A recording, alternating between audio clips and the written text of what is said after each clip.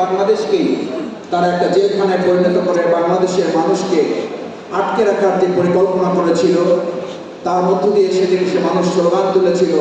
শুধুমাত্র জেলখানায় তাদেরকে বন্দী করা হয় নাই, মূলত গোটা বাংলাদেশকে একটা কারাগারে পরিণত করা হয়েছিল। আমরা আমাদের এই প্রাণপ্রিয় মাতৃভূমি বাংলাদেশে বিগত 15.5 বছরে যারা স্লোগান দিয়েছিল, বাংলাদেশকে উন্নয়নের রোল মডেলে পরিণত করেছে, প্রকৃতপক্ষে আমাদের এই দেশ মানুষ লক্ষ্য করেছে উন্নয়নের রোল মডেলের পরিবর্তে বাংলাদেশকে পৃথিবীর মানচিত্রে দুর্নীতির রোল মডেলে তারা পরিচিত করে তুলেছে। তারা আমাদের হাইওয়েতে তুলে দেওয়ার কথা বলেছে, এক্সপ্রেস ওয়েতে তুলে দিয়েছে।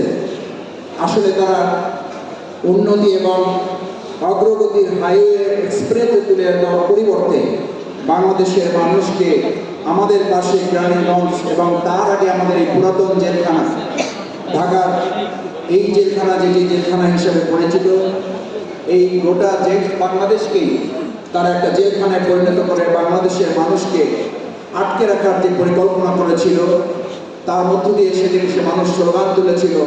শুধুমাত্র জেলখানায় তাদেরকে বন্দী করা হয় নাই, মূলত গোটা বাংলাদেশকে একটা কারাগারে পরিণত করা হয়েছিল।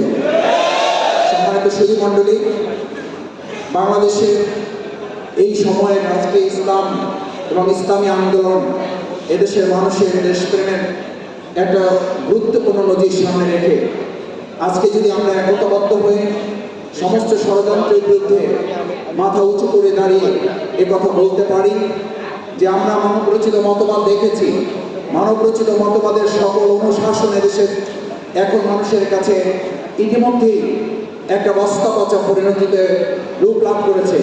সুতরাং সে সময় এখন মানুষের মধ্যে স্লোগান উঠেছে, সব দফা দেখা শেষ, আগামী ইসলামের বাংলাদেশ। আজকে এখানে যারা এসছেন, বাংলাদেশ জামাত ইসলামী সেই ইসলামের আহ্বানের কথায় আপনাদেরকে নতুন করে আরেকবার আপনাদের সামনে তুলে ধরতে এসেছে। আসুন, মানুষের তৈরি করা কোনো মতবাদ দিয়ে সেই সময় আবু জেহেল আবুল আহাবরাও তো জ্ঞান বিজ্ঞানের উন্নয়নের দিকে তারা এগিয়ে গিয়েছিল, তারাও তো তথ্য প্রযুক্তির কথা তখনও জানতো।